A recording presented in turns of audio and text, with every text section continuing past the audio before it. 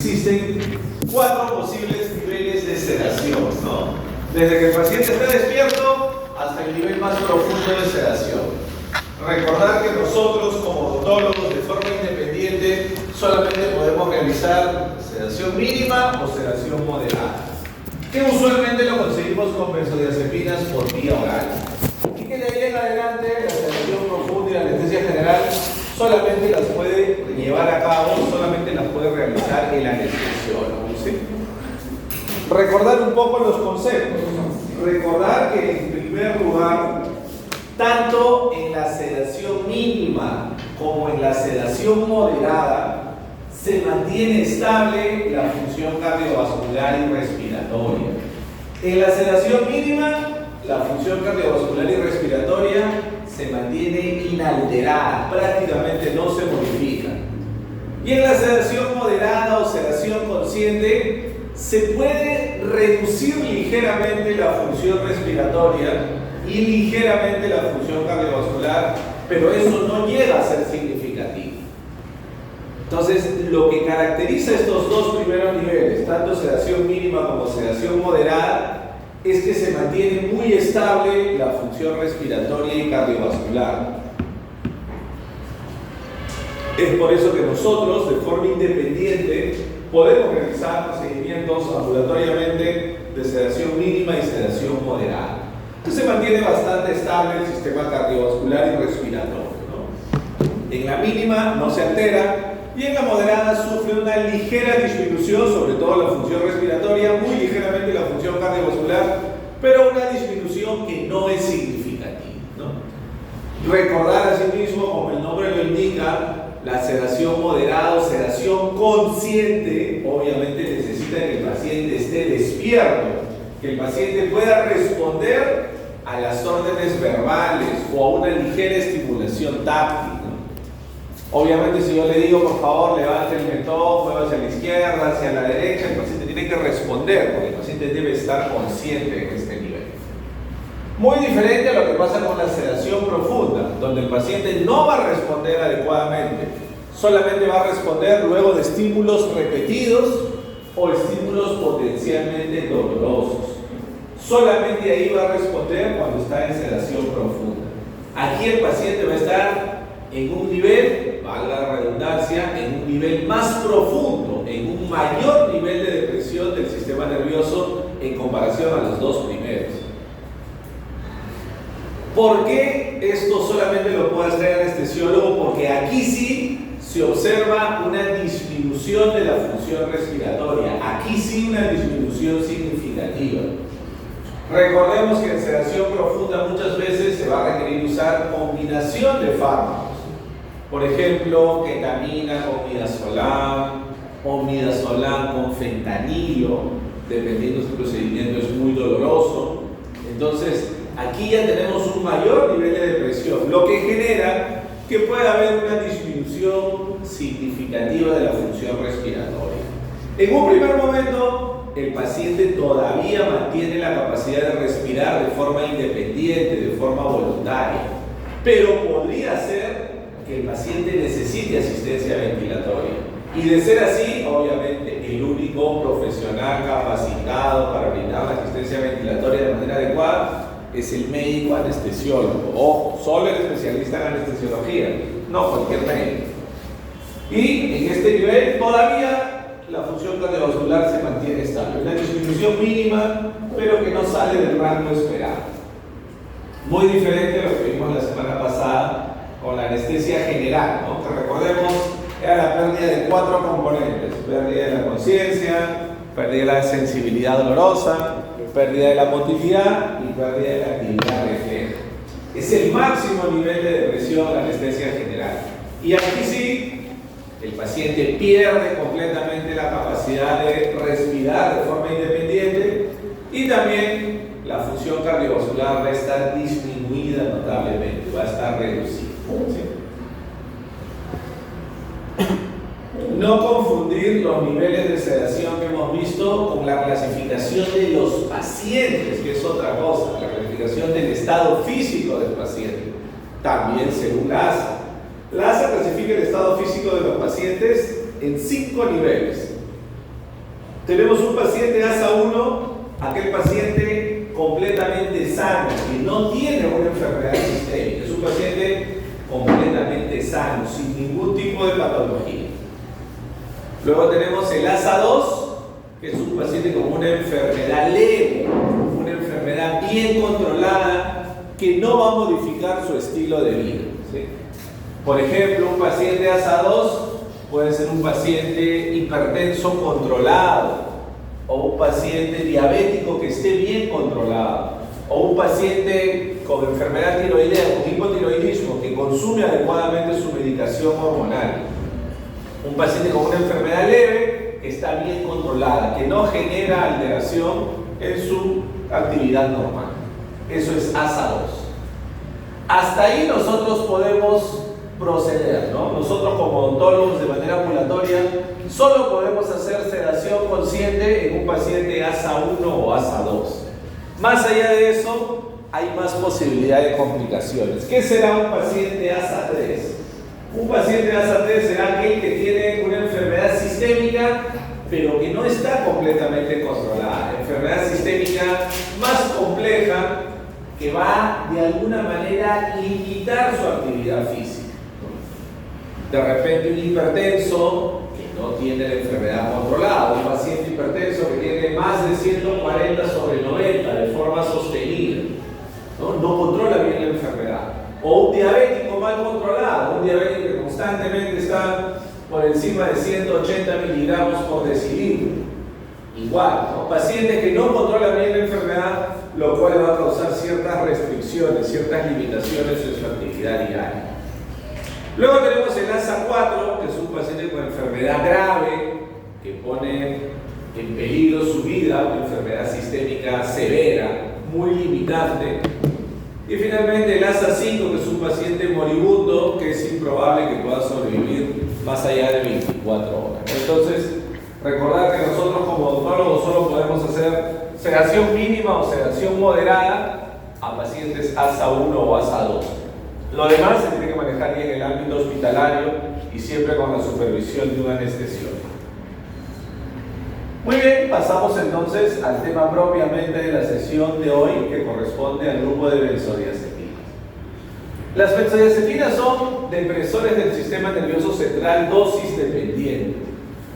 ¿Qué significa esto? Que pueden conseguir diversos niveles de depresión dependiendo la dosis a la cual se van a utilizar. Por ejemplo, si yo utilizo una benzodiazepina oral en dosis bajas, vamos a conseguir efecto ansiolítico. Si yo aumento la dosis, conseguimos efecto sedante. Si yo aumento la dosis, podemos llegar a conseguir efecto hipnótico.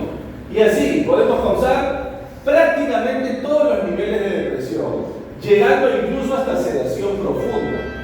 Con benzodiazepinas yo puedo llegar a causar hasta sedación profunda, pero no anestesia general. Las benzodiazepinas por sí solas causan prácticamente todos los niveles de depresión, pero de forma independiente no pueden llegar a anestesia general. Necesitan asociarse, combinarse con otros fármacos. Asimismo, las benzodiazepinas son moduladores positivos del receptor GABA de tipo A. Vamos a ver por qué se llaman así.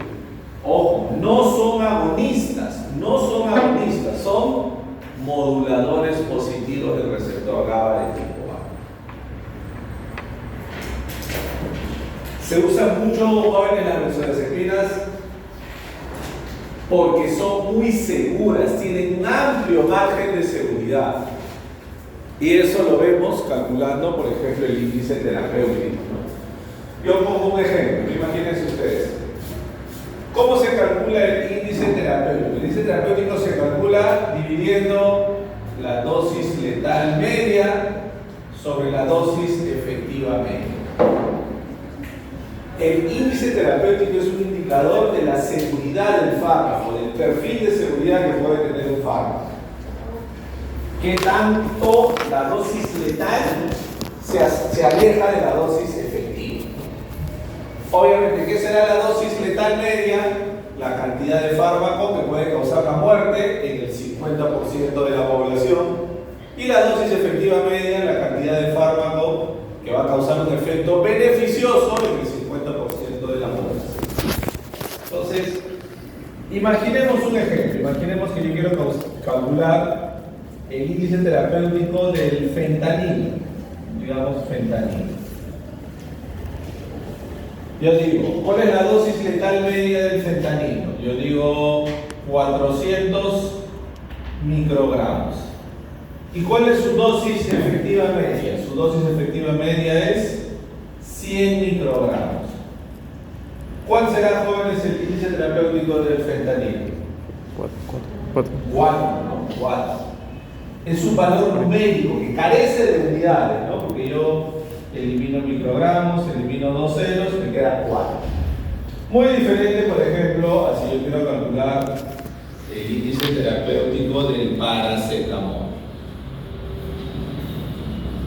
Yo digo, dosis letal media de paracetamol para un adulto, 14 gramos.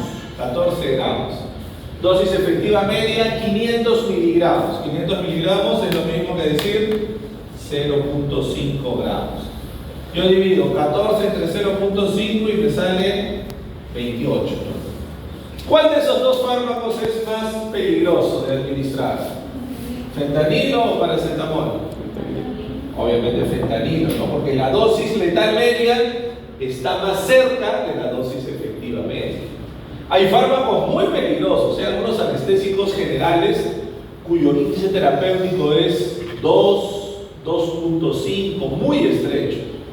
Para que un fármaco se considere seguro, debe tener un índice terapéutico mayor de 10 para que se considere muy seguro de administrar. Las benzodiazepinas cumplen con esa premisa. Son fármacos que tienen un muy elevado índice terapéutico. Son los únicos depresores del sistema nervioso central que cumplen con ese criterio. Índice terapéutico mayor de 10. ¿Hemos tenido la oportunidad? Sí, señorita. ¿Cómo? La dosis efectiva media. Como les decíamos, son los únicos depresores que cumplen ese requisito, ¿no? Por eso ya no se utilizan los barbitúricos, ¿no? Jóvenes, si nosotros retrocedemos en el tiempo 60, 70 años, por los años 50, 60 del siglo pasado, ¿qué usaban las personas cuando tenían mucha ansiedad, cuando no podían dormir? ¿Qué usaban? Usaban barbitúricos. Pero ya hemos comentado, ¿qué problema tienen los barbitúricos? Son potenciales depresores de la respiración, deprimen la respiración de forma significativa. Por eso los barbitúricos como grupo dejaron de utilizarse. En la actualidad solamente existen 2 barbitúricos que todavía se utilizan y que mantienen, ¿no?, un uso más o menos frecuente en el ámbito médico. ¿Se acuerdan cuando lo hemos visto la semana pasada? El tiopental, por ejemplo. Uno de los barbitúricos que todavía se usa, poco, pero se usa, el tiopental, que se emplea como inductor de anestesia general. Y el otro barbitúrico, que es, como les digo, la excepción a la regla, porque todos los demás ya dejaron de usarse, el otro barbitúrico es el fenobarbital. El fenobarbital es un barbitúrico que se usa mucho para el tratamiento de los estatus convulsivos. Para pacientes con estatus convulsivo, una crisis convulsiva persistente, prolongada en el tiempo, que representa una emergencia neurológica, para eso se puede usar fenobarbital.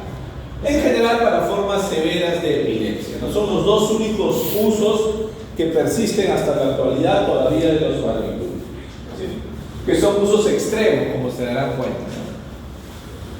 Acá vemos una representación esquemática del receptor GABA de tipo A. ¿Qué nos llama la atención, jóvenes, de esta representación esquemática?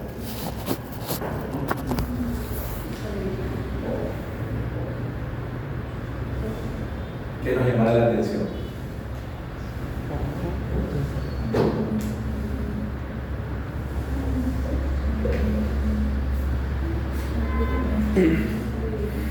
¿Cómo? Ya, que está dividido en zonas. Correcto. ¿Qué más? ¿Qué más? ¿Qué nos llama la atención, jóvenes? De lo que vemos, así, ¿no? ¿Qué podemos notar?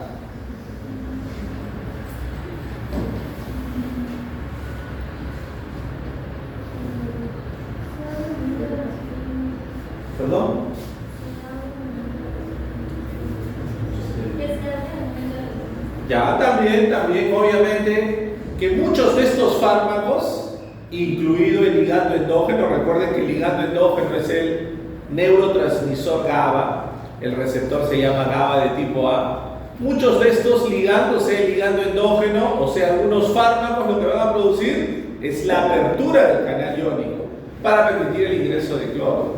Algo importante, jóvenes, que sé que lo han visto, pero no, quizás no saben cómo expresarlo, es que como se dan cuenta ustedes, por ejemplo, ahí, ¿dónde se une el GABA, el ligando endógeno, el neurotransmisor GABA? ¿Dónde se une? ¿En qué parte se está uniendo?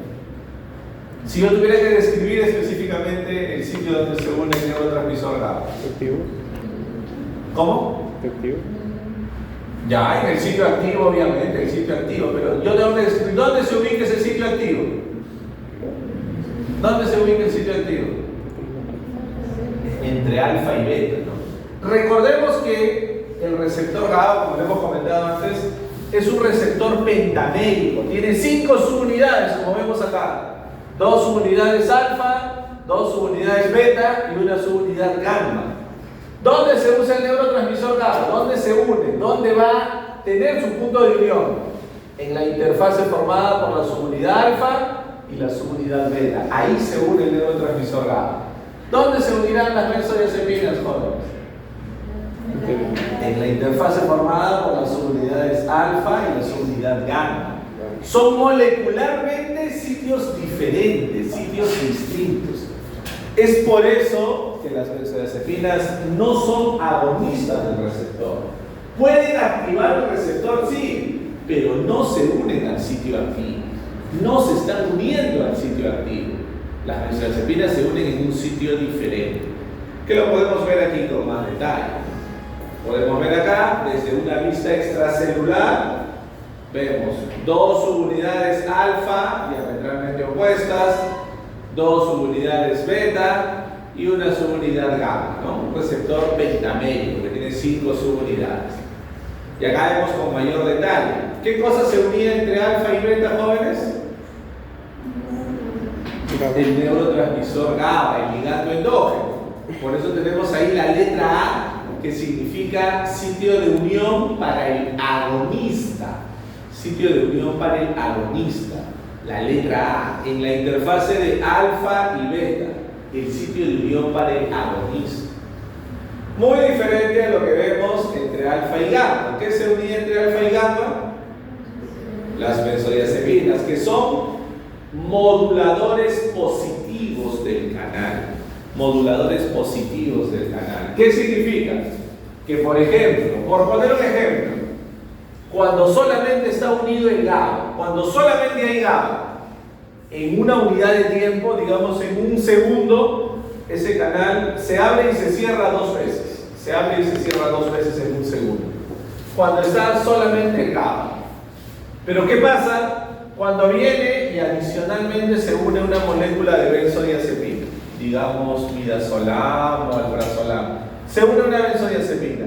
¿Qué hacen las benzodiazepinas? Aumentan el número de eventos de apertura. Hacen que el canal ya no se abra 2 veces, sino que se abra 5 veces en un segundo.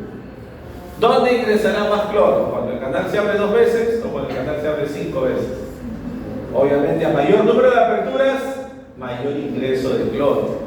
Por eso las benzodiazepinas son moduladoras positivas, porque favorecen la actividad del receptor GABA del tipo A. Podemos decir que las benzodiazepinas aumentan la potencia del GABA sobre su receptor GABA de tipo A. ¿Qué efectos tendrán las benzodiazepinas, jóvenes? Las benzodiazepinas tienen 6 efectos que van a, como hemos dicho, depender de la dosis. Van a depender de la dosis en la cual nosotros utilicemos las benzodiazepinas. Si yo empleo la dosis más baja, inicio con una benzodiazepina oral en dosis bajas, lo que vamos a tener es efecto ansiolítico. El primer efecto que se manifiesta con la dosis más baja, efecto ansiolítico, que es la disminución o desaparición de la ansiedad. Aumento la dosis y aparece el efecto sedante. que es la reducción de la actividad física, motora e intelectual del paciente. Eso es el efecto sedante. Si yo aumento la dosis, consigo amnesia anterógrada, algo muy importante que causan las benzodiazepinas y que es de utilidad para nosotros. La amnesia anterógrada es la pérdida de recuerdos de lo que sucede posterior a la administración del fármaco, después de la administración del fármaco y por un periodo corto de tiempo. Eso se llama amnesia anterógrada. También las benzodiazepinas tienen efecto relajante muscular, van a relajar el músculo esquelético. Por eso se pueden usar como parte del tratamiento, por ejemplo, en una disfunción temporomandibular, para relajar los músculos asociados a esta articulación. También causan efecto hipnótico. ¿Qué será el efecto hipnótico? La inducción de sueño, muy similar al sueño natural que tiene el paciente. Eso es efecto hipnótico, la inducción farmacológica del sueño, del cual se puede fácilmente despertar al paciente, ¿no? Inducción del sueño. Y finalmente, acción anticonvulsivante. Las benzodiazepinas también tienen efecto anticonvulsivante. ¿Sí? A ver, entonces, vamos a ver ahora, jóvenes, que si bien es cierto, todas las benzodiazepinas tienen los 6 efectos, todas sin excepción, va a haber algunas que sean más ansiolíticas, más sedantes, otras más hipnóticas, más anticonvulsivantes, otras más sedantes, más amnésicas. Si bien es cierto, todas tienen los 6 efectos, va a haber 2 o 3 efectos que destaquen para cada benzodiazepina que vamos a comentar ahora. Es como ustedes, como les ponemos el ejemplo creo en algún momento, ¿no? Ustedes cuando terminen la carrera van a haber recibido formación de todas las áreas académicas, de ciencias básicas, de rehabilitación oral, de preventiva, de odontopediatría, de ortodoncia, de cirugía, de todas las áreas académicas. Pero de repente a alguno le gusta más la implantología, la periodoncia, a otro le gusta más la endodoncia, a otro le gusta más la rehabilitación oral, a otro le gusta más la odontopediatría, etcétera, etcétera. Pasa lo mismo con las benzodiazepinas, cada una tiene su especialidad. Es raro, es poco frecuente, pero puede haber una sobredosis con benzodiazepinas. Aquí viene algo que les íbamos a decir hace un momento, ¿no? Hemos tenido la oportunidad nosotros de ver casos de pacientes sobredosificados con benzodiazepinas que habían recibido 6, 8, 10, 12 tabletas de alprazolam o aracepam y no pasa nada, ¿no? No llegan a un efecto letal porque las benzodiazepinas, recordemos, tienen amplio índice terapéutico, muy superior a 10, mucho mayor de 10. Entonces, ¿qué puede pasar en una sobredosis? Usualmente se deprime la función respiratoria, se deprime la función cardiovascular, pero sin llegar a un efecto letal. Es muy difícil que con solo benzodiazepinas se llegue a un efecto letal, es muy difícil. Lo que sí puede pasar si se combinan las benzodiazepinas con otros depresores del sistema nervioso central, por ejemplo, alcohol etílico, o por ejemplo, otros fármacos que depriman el sistema nervioso central. ¿Sí? Son tan seguras las benzodiazepinas que incluso en ese caso excepcional de una sobredosis se cuenta como un antagonista específico, que es el antídoto para la sobredosis con benzodiazepinas. Ese antagonista se llama flumazenil, que lo tenemos acá, ¿no? Con el nombre comercial Lanexan. Esto obviamente no lo vamos a usar nosotros, eso lo usará el médico de emergencias, el intensivista o por ahí el anestesiólogo cuando quiere revertir el efecto de alguna benzodiazepina. Y se debe monitorear de manera constante las funciones vitales de ese paciente que ha recibido la sobredosis.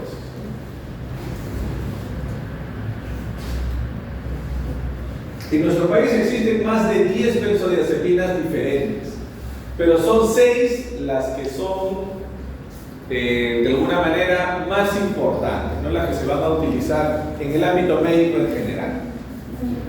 Pero ustedes me van a comentar si conocen alguna de estas jóvenes o han escuchado alguna vez, ¿no? ¿Han escuchado alguna vez de diazepam? Sí, no, si vivimos en este mundo, alguna vez hemos escuchado, aunque sea una película, algo de diazepam. Sobre clonazepam, también, ¿no? Una benzodiazepina muy conocida. Solbrazolam, también. Midazolam, igualmente. Lorazepam, ya no tanto, ¿no? Algunos sí. Flunitrazepam, entonces, existe también una clasificación de benzodiazepinas según su duración de acción. La clasificación según duración de acción me dice, existen en primer lugar benzodiazepinas de acción prolongada. ¿Qué significa de acción prolongada? Que su efecto va a durar más de 8 horas. Su efecto terapéutico dura más de 8 horas. ¿Quiénes son benzodiazepinas de acción prolongada? Flunitrazepam, diazepam y clonazepam son de acción prolongada, porque su efecto dura más de 8 horas. Clínicamente su acción dura más de 8 horas. También tenemos benzodiazepinas de acción intermedia, que significa que su efecto clínicamente dura entre 4 a 8 horas. Entre 4 a 8 horas. Y ahí tenemos al lorazepam y al alprazolam. Y el último grupo, que son las benzodiazepinas de acción corta, cuyo efecto va a durar menos de 4 horas. Y ahí de importancia para nosotros tenemos al midazolam, la única benzodiazepina de acción corta y la que va a ser útil para todos los procedimientos de sedación que necesitemos en odontología. Ojo con esto, jóvenes, que ustedes van a encontrar en alguna ocasión, en algún libro, en alguna publicación, algo que es incorrecto, ¿no? Que dice, en odontología podemos hacer sedación consciente utilizando diazepam. ¿Será razonable en odontología usar una benzodiazepina que dura 8 horas o más de 8 horas? No es razonable. O sea, a pesar de que es algo que hace algunos años se hacía, no es correcto hacerlo, porque en odontología normalmente ¿cuánto dura un procedimiento que hacemos nosotros? 30 minutos, 40 minutos, usualmente menos de 1 hora. No tiene sentido usar una benzodiazepina que va a durar 8 horas o más. Lo que nosotros vamos a usar en el 99.9% de casos que necesitemos sedación es midazolam, la única que podemos usar. De manera excepcional, parece 0.00001%, podríamos llegar a requerir usar alprazolam. Pero en la gran mayoría de casos vamos a usar midazolam. Entonces, ¿qué destaca para cada una de ellas? Lo que les decíamos, ¿no? ¿Qué destaca para cada una de ellas? Por ejemplo, para diazepam, destaca más su acción hipnótica y su acción anticonvulsivante. Se usa para inducir el sueño, efecto hipnótico, y se usa para las crisis convulsivas persistentes por vía intravenosa, aprovechando su efecto anticonvulsivante. ¿Qué pasa con el clonazepam? Clonazepam tiene muy buen efecto ansiolítico, destaca su efecto ansiolítico, pero para la ansiedad de moderada a severa, para la ansiedad de alta intensidad, lo que en psiquiatría se conoce como ansiedad mayor. Cuando el paciente tiene ansiedad mayor, se prescribe clonazepam para ansiedad de moderada a severa. Y también el clonazepam es útil para un tipo especial de crisis convulsiva que se llama crisis de pequeño mal o crisis de ausencia. Ustedes han visto, jóvenes, alguna vez, seguramente, es algo muy antiguo, seguramente habrán visto, ¿no? ¿Han visto alguna vez el Chavo del 8? ¿Qué le pasa al Chavo cuando se asusta? Le da la garrotera. La garrotera es una caricaturización de una crisis de ausencia. Una crisis de ausencia es eso, que el paciente se queda quieto, inmóvil, con la mirada fija y los ojos abiertos. Típico, ¿sí? A diferencia de una crisis de gran mal, una crisis tónico-clónica. Porque si a nosotros nos dicen una crisis convulsiva, ¿qué nos imaginamos nosotros con una crisis convulsiva? ¿Qué me imagino con una convulsión? Claro, una convulsión es eso, perdemos la conciencia, perdemos el tono postural. Si estoy de pie, caigo al suelo. Si ustedes están sentados, caen al suelo y empiezan a alternar contracción y relajación de todos los músculos. Se contraen y se relajan. Esa es una crisis de gran mal. Hay contracción y relajación muscular. En una crisis de pequeño mal, así se llama crisis de pequeño mal o crisis de ausencia, el paciente se queda quieto, inmóvil. Es como que a alguien le preguntamos algo en el examen y empieza a explicar. Sí, bueno, doctor, sí, las benzodiazepinas tienen 6 efectos. ansiolítico, sedante. Nos pasan 30 segundos y dice hipnótico, relajante muscular, anticonvulsivante, ¿no? Tal cual, así es una crisis de ausencia. El paciente se queda quieto y bueno, por eso les decía que lo que pasa con el chavo cuando se asusta es una caricaturización de la crisis de ausencia. Para ese tipo de crisis de ausencia funciona el clonazepam. Previene la aparición de esas crisis de ausencia. ¿La crisis de ausencia no se en niños?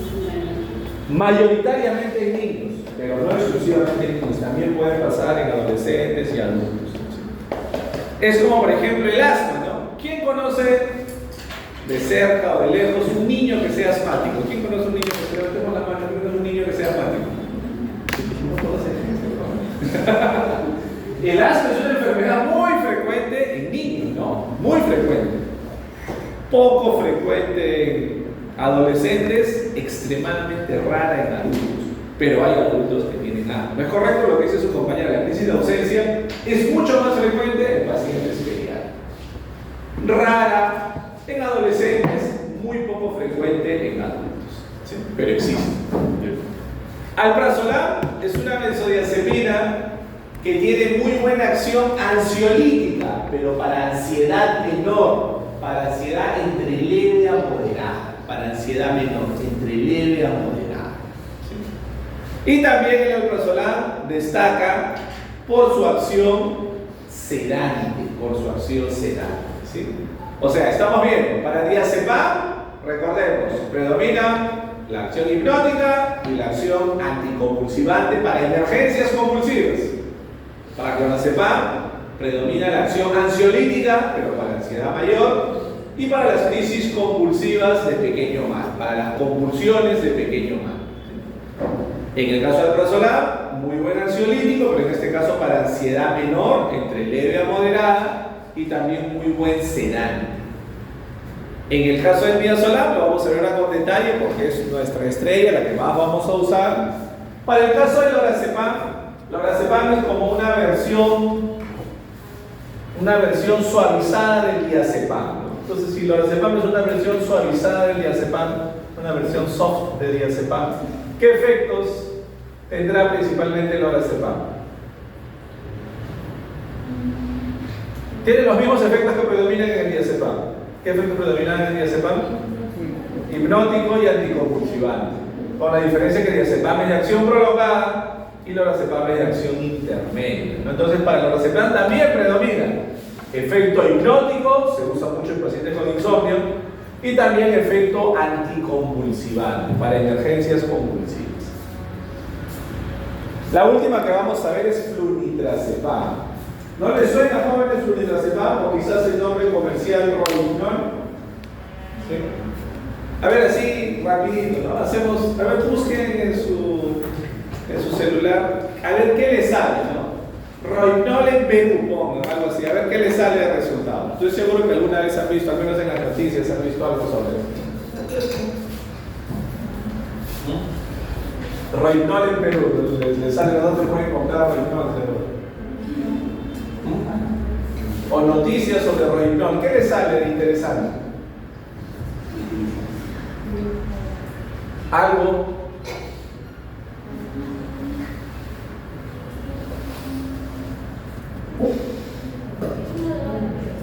¿Perdón? Ya, por ejemplo, que es un fármaco que puede tener un mal uso para facilitar una violación, por ejemplo, ¿sí? Rohypnol es la benzodiazepina más potente que existe. Es la única benzodiazepina que por sí sola puede llegar a causar la muerte. Por sí sola puede causar la muerte.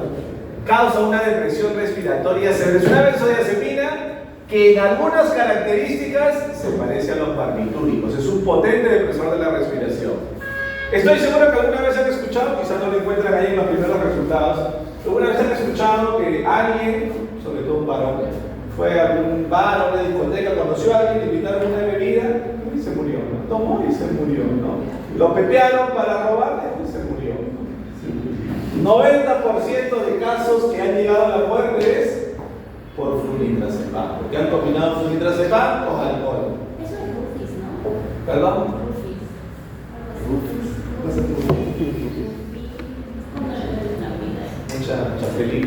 mucho estrés. ¿Cómo se llama? Sé lo que pasó ayer, creo, ¿no? Sí, algo así, ¿no? No sé qué se llama. Hardcore. Bueno. Ya, bueno, pero se han escuchado de eso, ¿verdad, jóvenes? Alguien que le pusieron un fármaco en la bebida y tuvo un nivel de depresión severo. Eso, en la mayoría de casos, es flunitrazepam. ¿Para qué se usa flunitrazepam? Para casos de insomnio severo, donde han fracasado las demás benzodiazepinas, no funcionaron como hipnóticos. Para esos casos extremos se reserva flunitrazepam. Y también se usa flunitrazepam para tratar el síndrome de abstinencia en pacientes alcohólicos o que están dejando algún tipo de adicción, ¿sí? Para tratar el síndrome de abstinencia. Muy peligrosa la benzodiazepina, más peligrosa que existe. Se puede hacer, pero el potencial de adicción con benzodiazepinas es muy bajo, existe, pero es bajo. Muy diferente a lo que pasa, por ejemplo, con los analgésicos opioides. Al tramadol, a la codeína, a la oxicodona, uno sí se puede volver adicto, es mayor el potencial de adicción. En las benzodiazepinas puede pasar, pero muy poco, ¿no? Más que adicto, o sea, hay dos tipos de adicción: una adicción física y una adicción psicológica. Ustedes han visto, creo que en broma les comentamos la semana pasada, felizmente somos pobres en Perú y no hay, por ejemplo, muchos adictos a la heroína, ¿no? Han visto que en otros países hay muchos adictos a la heroína, muchísimos, ¿no? Sobre todo en Estados Unidos y en Norteamérica. En Europa poco, en Estados Unidos y Norteamérica sí hay muchos adictos a la heroína. ¿Cómo es el paciente adicto a la heroína? ¿Han visto? ¿Cómo es? Se inyecta, claro, pero ¿cómo es el paciente? ¿Tendrá adicción solo psicológica o adicción física? ¿Cómo está el paciente si no consume la heroína? Bueno, está deprimido todo el día, ¿no? Entonces, los opioides, por ejemplo, morfina, meperidina, heroína, causan adicción psicológica y adicción física. Las benzodiazepinas adicción física no causan, pero pueden llegar a causar adicción psicológica, que es poco frecuente también. Entonces vamos a describir, jóvenes, a la benzodiazepina que más vamos a usar, que es el midazolam. Midazolam es nuestra estrella. Midazolam es una benzodiazepina que tiene muy buena absorción por vía oral, pero esa absorción debe ser con el estómago vacío. Para que se absorba bien debe ser con el estómago vacío. Vamos a ver ahora en detalle algunos alimentos tienen que ingerirse más allá de 6 horas, ¿no? O sea, por lo menos 6 horas de ayuno para que el paciente pueda recibir correctamente su midazolam y se absorba de forma adecuada. Vamos a ver luego el detalle del ayuno. Midazolam es una benzodiazepina altamente liposoluble. De todas las benzodiazepinas que hemos visto, midazolam es la que tiene la más alta liposolubilidad, lo que permite que ingrese a la circulación, se va al sistema nervioso central, atraviesa la barrera hematoencefálica y rápidamente ingresa al sistema nervioso y ejerce su acción, ¿sí? A ver, yo les pongo un ejemplo muy sencillo, a ver si estamos entendiendo. Si pensamos farmacocinéticamente, imagínense ustedes, Jason, más o menos, ¿cuánto mide Jason? 1,75. ¿Y cuánto pesa más o menos? 68. ¿Cuántos años tiene Jason? 21. A ver, pongamos el caso de su compañero, un varón de 21 años, 1,75 m nos dijo, ¿verdad? 1,75 m y 68 kilos de peso. Su compañero es un adulto joven, talla y peso cercano al peso ideal y la talla ideal, promedio ideal. Imaginemos que tenemos otro paciente varón, también de 21 años, también de 1,75 m, pero que pesa 98 kilos. Un paciente con obesidad, pesa 98 kilos. Misma edad, misma talla, pero pesa 98 kilos. Imagínense, si los dos toman midazolam, ¿en cuál de ellos el efecto va a empezar más rápidamente? En su compañero, que está cercano al peso ideal, promedio, 70 kilos es el promedio para un varón adulto, o en el otro paciente, en el otro caso, que tienen obesidad. ¿En cuál de ellos empezará más rápidamente el efecto del midazolam? ¿En el paciente normal o en el paciente obeso? ¿Por qué empezará más rápidamente en el normal? Tiene muy grasa.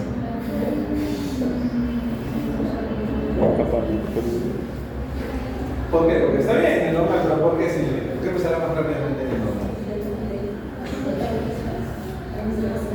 Porque tiene menos grasa. ¿Y por qué será bueno que tenga menos grasa? Claro, es entendible, no me sorprende, qué bien que estamos, porque ayer hicimos una pregunta en el otro lado y todos dijeron lo contrario. Obviamente funciona mejor en el normal, porque imagínense, pongámonos en el caso del obeso, paciente que pesa 98 kilos, tiene mucha grasa, mucho tejido adiposo, toma midazolam oral, ingresa el midazolam, pasa por faringe, esófago, estómago, duodeno, ingresa a la circulación. Si el paciente tiene mucha grasa corporal, ¿dónde se ve el fármaco primero? ¿Al sistema nervioso o se va a su tejido adiposo? Obviamente en el obeso se va a ir a su tejido adiposo. El fármaco se va a distraer y se va a quedar en el tejido adiposo. Y no va a empezar el efecto, va a demorar más tiempo. Se acumula en el tejido adiposo. Y después de acumularse en el tejido adiposo recién, alcanza una concentración alta, regresa a la circulación y va al sistema nervioso. En cambio, el paciente de contextura delgada, peso ideal, no tiene un excesivo tejido adiposo. El fármaco llega a la circulación y directamente al sistema nervioso central. Por eso ustedes ven acá un rango, jóvenes. ¿Cuánto tiempo demora en iniciar la acción? Cuando usamos midazolam por vía oral, ¿cuánto tiempo demora en iniciar la acción? Si el paciente es un paciente delgado, constitución delgada, cerca del peso ideal, aproximadamente 15 minutos. Si es un paciente con sobrepeso o obesidad, 30 minutos a más, porque el fármaco se va a quedar los primeros minutos acumulado en el tejido adiposo. ¿Sí se entiende, verdad, joven? 99% ha dicho el paciente delgado inicia más rápidamente. Y lo mismo para el efecto máximo. 30 minutos para un paciente delgado, ya estamos en el efecto máximo. Si el paciente es un poquito gordito, tiene sobrepeso, obesidad, 45 minutos, una hora o hasta más de una hora. Recordar, sí va a funcionar en el sobrepeso, en la obesidad, pero va a necesitar más tiempo para que inicie el efecto y más tiempo para que llegue a la concentración máxima. Su vida media de indicación es corta, como les decíamos, midazolam es una benzodiazepina de acción corta, es la única de acción corta. Su vida media es 1.9 horas, más o menos 0.6. Y esto es muy importante, jóvenes.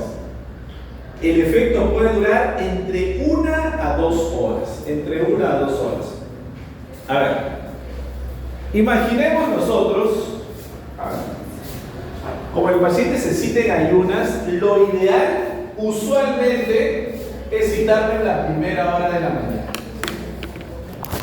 Es citarlo en la primera hora de la mañana. Entonces imagínense que citamos al paciente a la primera hora de la mañana. Vamos en el consultorio, vamos a las 8 de la mañana. Le administramos su respectiva dosis de midazolam. Si el paciente es delgado, de constitución cercana al peso ideal, a las 8:30, vamos, 30 minutos, a las 8:30, ya está en el efecto máximo. Ya alcanzamos la Cmax, la concentración máxima. Ahí viene la pregunta, ¿cuánto dura el efecto del midazolam? La primera hora, los primeros 60 minutos es el efecto más intenso. En los primeros 60 minutos yo voy a alcanzar realmente sedación consciente. Es decir, voy a alcanzar efecto ansiolítico, efecto sedante y efecto de amnesia anterógrada. En la primera hora yo tengo el nivel más intenso de sedación, lo que es sedación moderada. La sedación moderada implica esos tres efectos: ansiolítico, sedante y amnesia anterógrada. Entonces, la primera hora, de 8:30 a 9:30, de 8:30 a 9:30, yo tengo el efecto más intenso, lo que realmente es sedación consciente. Y en la segunda hora, solamente tengo efecto ansiolítico y un ligero efecto sedante.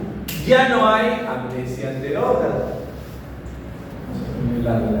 Ya no hay amnesia anterior. En la segunda hora, yo solamente tengo efecto ansiolítico y sedante. Ya no hay amnesia anterior. ¿Por qué esto es importante? Porque imagínense ustedes que vamos a hacer sedación a un niño y digamos que yo tengo que hacerle, vamos a poner un ejemplo, ¿no? Digamos que tengo que hacerle 2 exodoncias, 6 sellantes, tengo que hacerle 2 pulpectomías y 4 restauraciones. ¿Sí? Tengo que hacer todo y voy a tratar de hacer todo en un solo procedimiento. ¿Sí? ¿Qué haríamos primero, jóvenes? ¿Qué haríamos primero? Las exodoncias, los sellantes, las pulpectomías, las restauraciones. ¿Qué haríamos primero? ¿Qué haríamos primero? ¿Lo más invasivo, lo más doloroso? ¿O lo menos invasivo, lo menos doloroso? Obviamente lo más invasivo, porque queremos aprovechar. Queremos aprovechar que en la primera hora hay amnesia anterógrada. Y yo quiero que el paciente no tenga un recuerdo muy claro de lo que estoy haciendo en ese momento. De que le coloqué la anestesia, de que le hice un procedimiento que de repente le puede causar cierta incomodidad. ¿Qué haríamos primero? Las exodoncias, las pulpectomías. ¿Sí? De repente ahí, exagerando, me demoro 1 hora, pero ya aproveché que tengo amnesia anterógrada. Y ya posteriormente lo menos invasivo, las restauraciones, los sellantes. ¿Sí? Entonces, tener en cuenta eso. Si la pregunta fuera el efecto depresor del midazolam por vía oral, ¿cuánto dura? Dura 2 horas, entre 1 a 2 horas. Pero si la pregunta fuera ¿cuánto dura la sedación consciente cuando se administra midazolam oral? Será solamente 1 hora, ¿no? Solo 60 minutos. Midazolam, como la mayoría de fármacos, se metaboliza a nivel hepático y se elimina a través de la orina, como ese metabolito que vemos ahí, en forma de alfa-hidroximetilmidazolam. Alfa-hidroximetilmidazolam.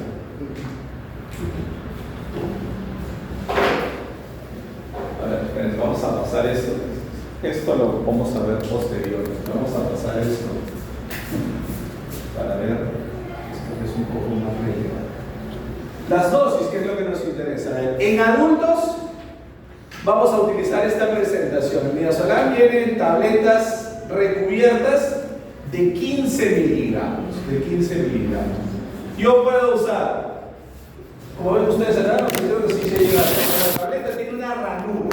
Cuando una tableta viene con ranura, significa que yo sí la puedo fraccionar y tengo 50% a un lado y 50% a otro lado. Cuando la tableta no viene con ranura, yo no debo coger un cuchillo y cortarla, ¿no? Porque si no viene con ranura, significa que esta tableta no se debe fraccionar. Pero si viene con ranura, sí. Entonces yo podría usar la mitad de la tableta, que es 7.5, o la tableta completa, que es 15 miligramos. Si quiero sedación mínima, uso 7.5. Si quiero sedación moderada, uso 15 miligramos. ¿Y cómo será en niños? A ver, en niños hay 2 dosis que vamos a utilizar y lo vamos a mencionar ahora. Hace algunos años, jóvenes, se hizo un estudio dividiendo a los pacientes pediátricos en 3 rangos de edad, ¿no? En 3 rangos de edad. Se dividió a los pacientes pediátricos de 0 a 3 años, de 3 a 6 años y de 6 a 12 años. Se encontró, en este estudio hace como 20 años, que los niños entre 3 a 6 años tenían mayor cantidad de enzimas hepáticas que metabolizaban el midazolam. Si yo lo comparaba con los menos de 3 años y los más de 6 años, los de 3 a 6 años tenían mayor cantidad de enzimas que metabolizaban al midazolam y por lo tanto lo podían biotransformar y eliminar más rápidamente. Pero si yo reconozco que estos niños tienen mayor cantidad de enzimas que metabolizan y eliminan el midazolam, ¿qué necesitarán estos niños? ¿Mayor dosis? ¿Menor dosis? ¿La misma dosis? ¿Qué necesitarán estos niños? Obviamente necesitan una mayor dosificación en comparación a los demás.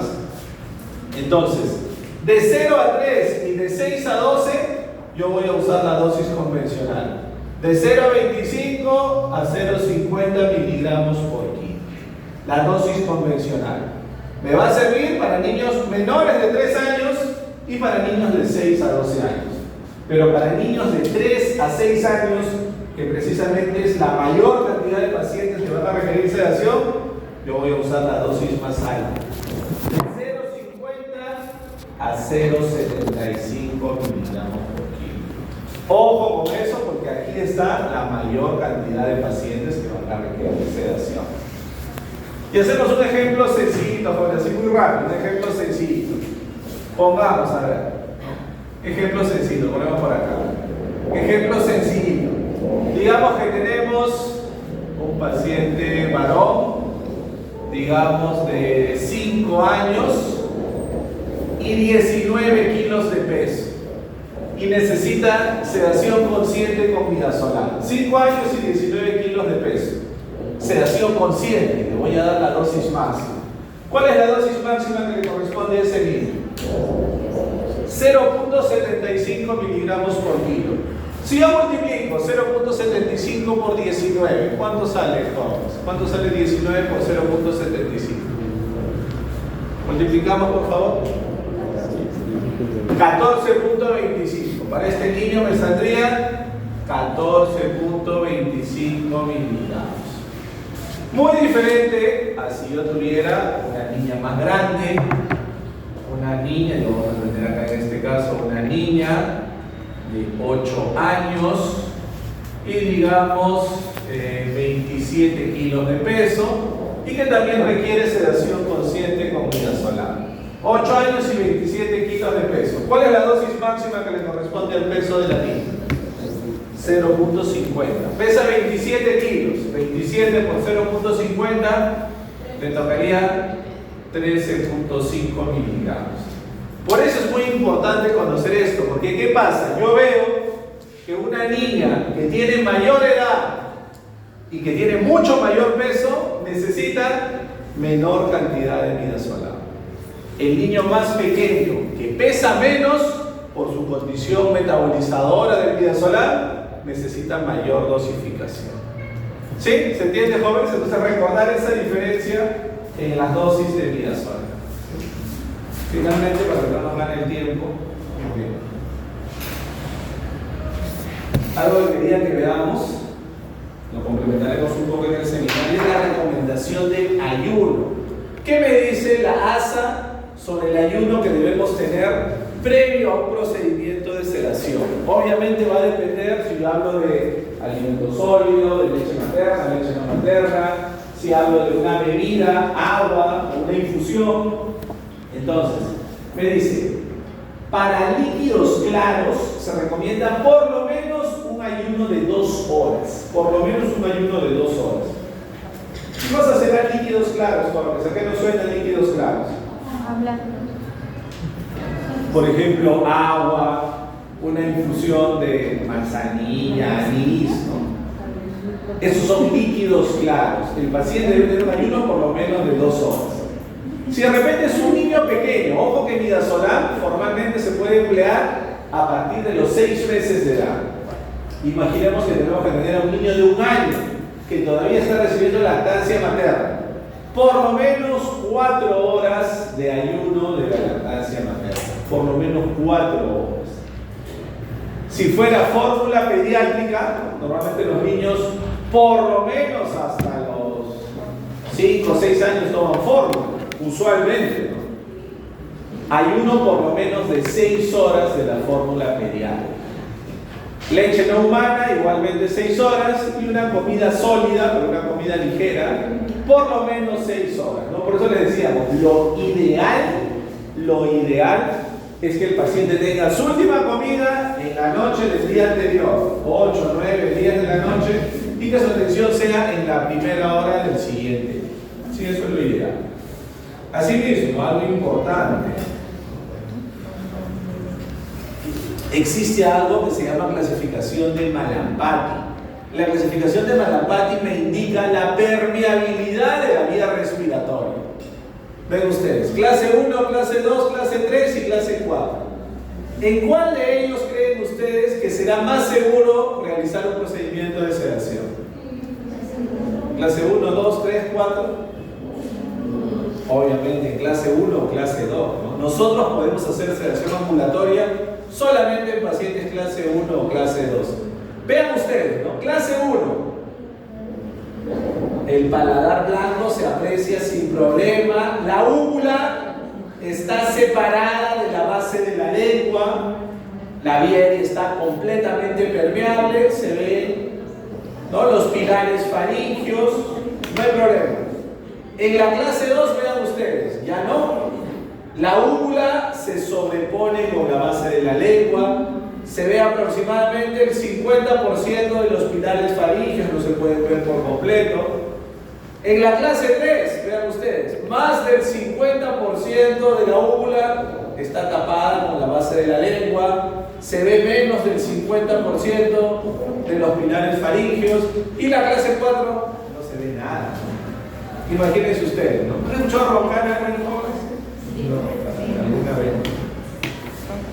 Los pacientes que roncan más usualmente son clase 3 o clase 4 del Malampani, ¿no? Lo que nos puede poner en riesgo es algo que verán seguro más adelante en sus cursos de oclusión, de rehabilitación, de algo que se llama apnea obstructiva del sueño. Todo cuando alguien ronca,